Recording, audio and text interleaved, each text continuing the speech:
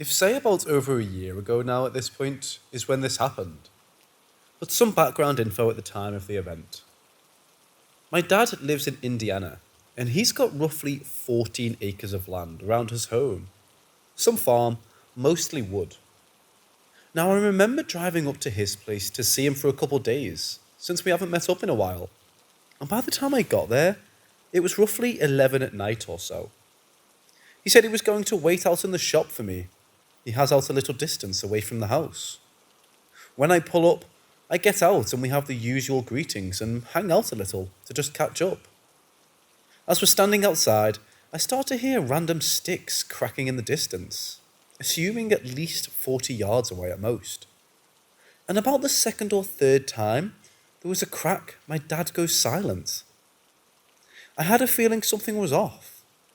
About that time, we both hear this shout or shriek or something in our direction.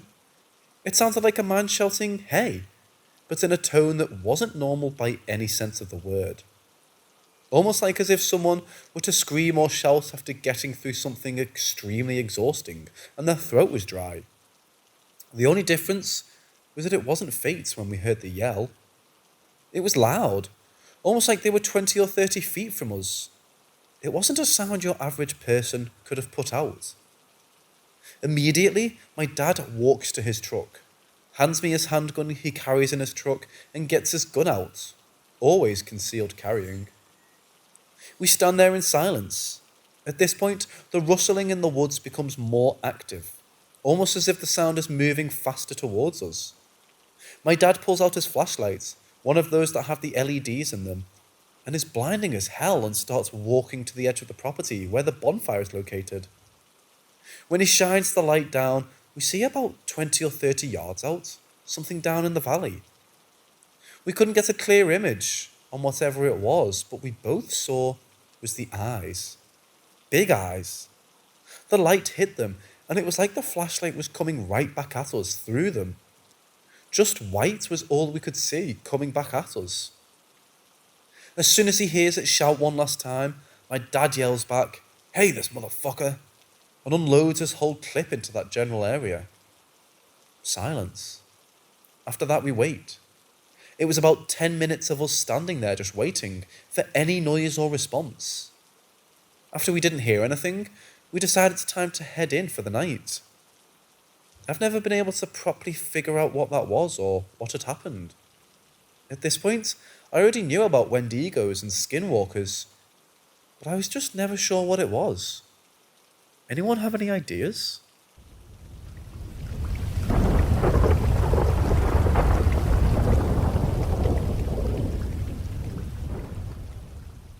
This has happened to me maybe 5 or so times in my life. I'll wake up and immediately open my eyes for whatever reason, and I'll see something in front of me. Several times it has been a red spider web or string, just sort of floating in the air. I'll look at it and then close my eyes and do a double take to make sure it's still there, and it will be. It just starts to feel like my vision is kind of fuzzy. Then it will start to fade into nothing and I won't see it anymore.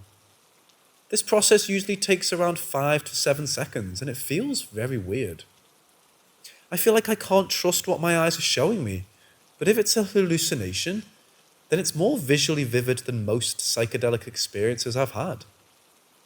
Most of the time with the red string, I sort of feel weird afterwards, like I'm looking at the world in a new way. One time, however, I had an experience like this at my girlfriend's apartment that was quite scary.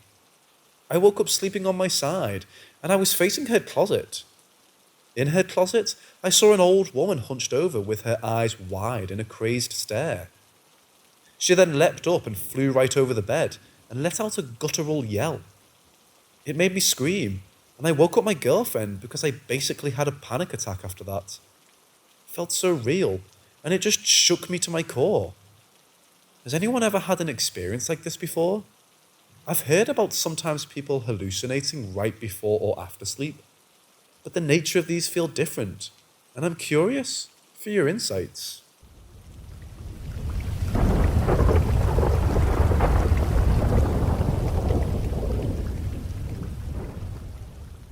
In my town, a lot of the houses are old. So I've actually lived in many active places, but the house my husband and I bought 2 years ago is very haunted. And maybe not all by nice things. The house is 120 years old, but it was flipped, so it's also like it's brand new. It's really kind of odd how the old and new have come together here. When we moved in, I felt such a lovely energy in the house. The flipper had told us he'd used this house to teach his son the business of restoring a house, and they'd spent 9 months bonding over it. So I felt it was their energy I picked up on. He also told us that when we acquired it at auction, it had been badly vandalised as it had been empty 6 years. It had still been furnished. There was even still rotten food in the long dormant fridge, as though the previous owners had just got up and walked away one day. For a long time, the only thing that would happen was that one of us in the family would suddenly catch a whiff of cigarette smoke. It would always be when the family member was feeling upset or anxious at something, and the smell would come with a deep sense of peace, sort of like someone was hugging or comforting us. That actually still happens. Normally only one person in the room will smell the smoke at a time. About 6 months later, after we moved in, a car ran into our house. It hit the wall where my husband and I were sleeping. FYI, being woken up by a car hitting right outside your bed sucks. The car penetrated the siding, broke the studs, cracked the drywall and the baseboard, and then stopped. A couple moments later, I was sitting in the rear of an SUV with the hatch up, watching a baseball game when a pop fly came flying right next to me. I saw that torpedo coming right for my face, and due to the confinement of being in the vehicle, I had no way to get out of the way. My husband jerked the hatch down to shield my face. The windshield exploded in on me when it hit, but that is most definitely better than the ball to the face. I'm absolutely certain I wouldn't have lived through it, no doubt. A couple months later, my brakes gave out while driving my daughter. We ran a red light in a busy metropolitan area, and somehow, some way, 4 lanes worth of traffic saw what was happening and stopped. I regained control of the car unharmed. The brakes just came back. Another couple months, we rescued a dog from the pound who subsequently viciously attacked my daughter and I in our hallway. It tried to rip my throat out, then turned to charge my daughter. Somehow, I managed to fight the dog off, and I get it out of the house without my daughter or myself being hurt. After that, I woke up one morning, feeling totally normal. Then suddenly I felt really sick. It was that horrible feeling when you know you're going to toss your cookies. I ran to the bathroom, except I didn't get sick. I got down on the floor, thinking it would happen, but then I passed out. I woke up, tried to sit up, couldn't, and passed out again 3 times. I frequently catch glimpses of moving shadows. My dog sometimes lays on me and growls up into the air. Things fall off the walls at night in my daughter's room. Lost things get returned, old trees die in our yard. I frequently wake up with blinding headaches. Not long after the passing out incident, I mentioned the cigarette smell phenomenon on Facebook. A lady messaged me telling me she had grown up with best friends who lived there and the house was a dark history if I wanted to hear it. In the 90s, a man named Norman, a very kind man and a chain smoker, died in my daughter's room of a brain aneurysm. Years later, his wife also died of an overdose on pain pills, in the bathroom where I passed out. We later went on to do more digging and met Norman's brother, who said there was also a fire in the house before his family owned it that killed a little boy. The brother said the last family had left because it was too active for them. The daughter of that family saw the shape of a man in her parents' bed, Norman's room, and thought it was her dad napping, but found her dad downstairs watching TV. I do believe there is something bad here that has hurt former occupants, but I also think that those same occupants stick around and look out for us. How many times does a car hit hard enough to bust the siding and studs, but not get the rest of the way through? How often does every single person in a busy intersection manage to drive so defensively that an accident is avoided when brakes fail? What are the statistics on death by baseball, and are near misses even more unusual? And might Norman's wife Janet just have wanted me to know what happened to her? Maybe I felt as she felt, but got to live on. Norman's brother said he loved this house. He lived there happily for decades. He says he was a wonderful person. He showed me pictures, and by golly did he have one of those faces that you can just tell is kind. I already knew by how comforted we feel when we smell his smoke. I'd love to know more about them, and especially the little boy who died. But one thing is for sure. The brother said Norman would love that we take good care of the home, and what a loving family we are, so we won't be going anywhere anytime soon. I'm laying by the wall as I type. Norman's got me.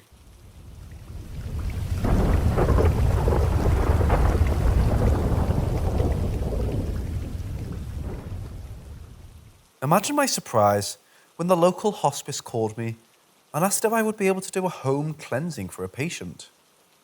As one of the few witchy types living in a very rural Christian town, it wasn't often I was consulted for spiritual assistance. Well, ever, actually.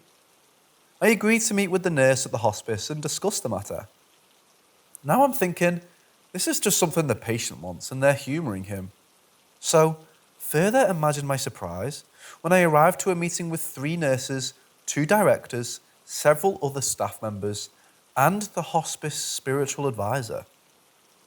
These people go on to tell me that this patient and his home are basically under attack by some dark force. Several nurses refuse to even go to his house anymore.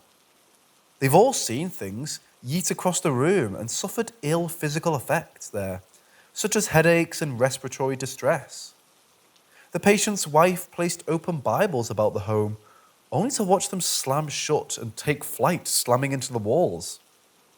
The minister, though not overwhelmingly happy to see me, put his hands up, fully admitted there was a really big problem, and he had no clue what to do about it. So I'm like, okay. Sure, let's see what we've got. When I agreed, a nurse gave me a cross that had been blessed by a priest and told me to keep it. I'm going to speed through the malevolent spirits here because, believe it or not, it's nowhere near the freakiest part of this story. Long story short, all accounts were absolutely accurate. The place was totally screwed up. While moving through the house conducting a home cleansing, it became so hard to breathe that it was hard to even get the words out. In the 11th hour, all people present felt this massive whoosh, and then the patient's wife collapsed. She ended up being just overwhelmed, I think. I stayed for the rest of the afternoon. Eventually, the hospice people even left. Everyone involved felt things were significantly better, especially the patient. So we chatted and visited happily. I don't really like to discuss my views with those who may not share them, but they asked me who I thought had been haunting them. Without going into too much detail, I said I think it was just some sort of dark entity, not anything that ever was a living human.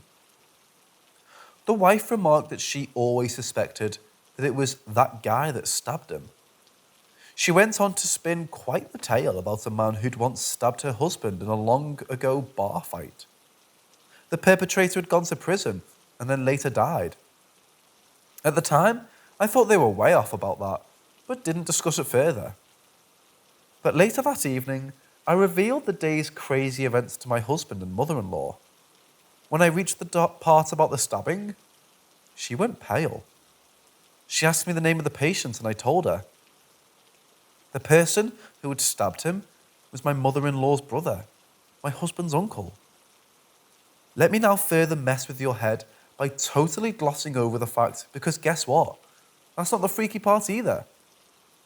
After that day, I paid the patient, Andy, changed to protect identity, numerous visitors, just to check on him. Evaluate the spiritual state of his house. I even did some tarot readings for his family. All remained well for the rest of his life, which was about 6 months. It was a sunny day when Andy's wife called to let me know he'd passed peacefully.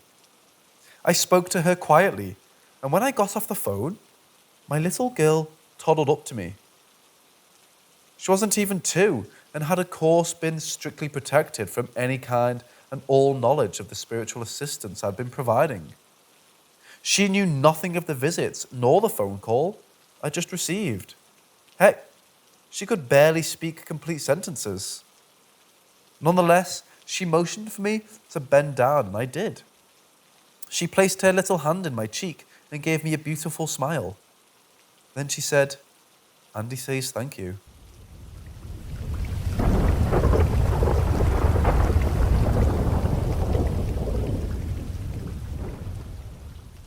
So this happened in December or late November 2020. I was a few minutes late for college and my mum was with me. However, when I arrived, the fire alarm had gone off and everyone from the main building had evacuated. I didn't know if my building had evacuated, so I went across the road to the main entrance to ask a staff member what was going on.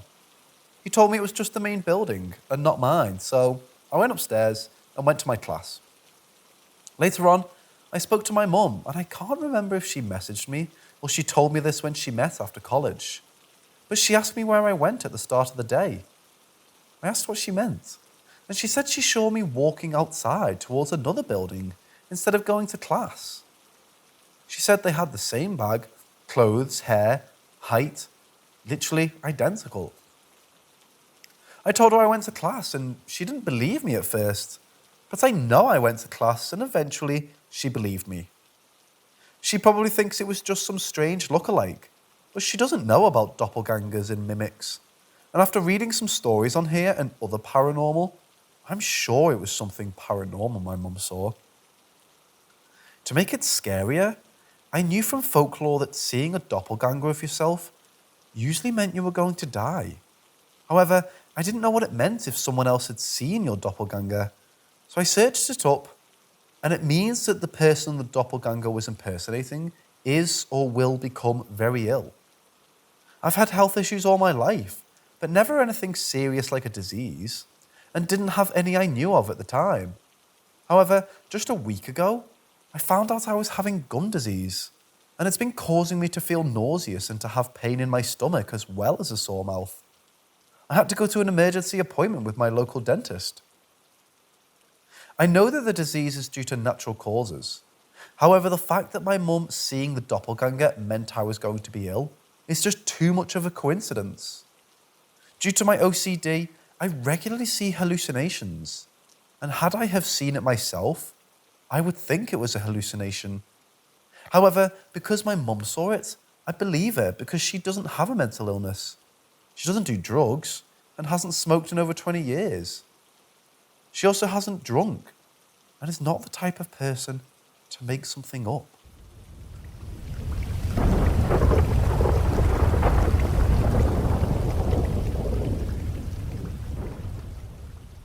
This happened around December 2014.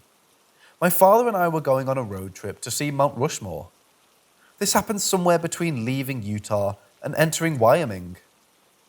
We entered the state at night, sometime around 8 or 10 p.m, I can't remember. The first thing that followed us was a red light in the sky. What was odd about it was that from the time we spotted it to the time it went away, it never changed direction, height, intensity, or distance. It was probably about a quarter mile away. Maybe more, maybe less. I couldn't give you an accurate distance. We were at first just curious about it, as there was nothing else around us but darkness and an empty road. We became confused after it never left, even when we sped up, slowed down, and turned the car off, and waited about 15 minutes before going again. It never changed. It stayed with us for about 3 to 4 hours. When it did disappear was when we passed another vehicle. We had been alone the entire drive, no other cars and no towns passed. We were passing a big 18-wheeler. As it passed us, my dad told me he watched it in the rearview mirror, and he saw, as he put it, a big thing just jumped towards us from that truck. At first I didn't believe him, assuming he was trying to scare me. After that, the red light disappeared, and we eventually pulled into our motel for the night. I was the first one out of the car to grab our bags from the trunk. It had been snowing most of the night, and our car had light snow cover on the trunk, not much. What I saw on the trunk was an area that had been stripped of snow recently. I hesitate to say it looked like a handprint, as there were a few strange things about it. First, it was extremely long, going from the edge of the trunk down the license plate, and very thin as bones, for lack of a better comparison. There were 4 fingerprints, but I wouldn't make out a palm or thumb of any kind because it was very messy. As messy as you'd assume it would look if someone tried to jump from one moving vehicle to another. After moving on from that, we went inside and went about our business getting ready for bed. I was still awake after my dad had fallen asleep. I was on my phone. Maybe an hour after he fell asleep, I started to feel uncomfortable. At first, I didn't know what was happening. It wasn't a feeling of being watched, it felt more like danger, like I was suddenly getting scared and I couldn't tell why. It wasn't bad at first, just mild fear, like the kind you have while watching a scary movie or something. As I set my phone down and began to get comfortable, I got extremely uncomfortable, and I remember it felt like a part of the room had gotten darker. My bed was nearest the bathroom, and there was a short wall blocking a view of the door to the bathroom. I remember that it felt like that area was getting darker. I felt extremely uncomfortable. I couldn't turn my back to that part of the room, and I couldn't just lay there, so I covered my head with the blanket. It was a thin blanket, not a big comforter. The second I covered my head, I went from extremely uncomfortable to total fear and panic. That's when I felt truly that it was being watched, and not just by one thing. It felt like everything all around me, people or whatever you'd call them, were staring at me. My heart was racing faster than I'd ever felt before. My breathing was so short, I was hyperventilating. I was sweating so much, it was like I had just stepped out of the shower. I started crying as well. I remember the only thing I kept thinking was, do not move. I kept repeating it over and over again. It felt like hours I was sitting there. The feeling stayed the same, but I could almost feel something moving towards me. Not like hearing physical footsteps or anything, but it felt like this was darkness or force or entity, or whatever you want to call it, was getting closer to me, until eventually, it felt like it was face to face with me, only being separated by the blanket. And all at once, the oppressive darkness just stopped. Now, a slow trickle went. I realized at that moment how tense my entire body was, stiff as stone. The only feeling I compare it to was just about a year ago I was attacked by a mountain lion. No injuries, but at that moment when it came after me, I thought I was going to die. Like I truly believed in my heart that I was seconds away from being mauled to death. It was the same feeling when I was under the blankets. I felt like I was seconds from death. I couldn't compare it to anything until then. I only got a few hours of sleep. My dad told me later that day, after we'd left the motel, that he had a dream about black smoke following him in some building. He's always had vivid dreams, so I'm not sure it's related. After that, there were only a few things that happened. We both felt uncomfortable for a few days after that. We went for a short hike in some national park, near Devil's Tower in Wyoming. We heard a little girl laugh behind us, almost directly behind us, when we were alone. We again heard a little girl laugh when we were out Mount Rushmore. We were taking pictures near this gazebo overlooking the hills. It's somewhere near Mount Rushmore. When we again heard a little girl laugh in the woods, again we were alone. After that, we didn't encounter anything again, nor have we since. I don't know what any of this was, or if it was perhaps just our imagination. Just wanted to talk about it.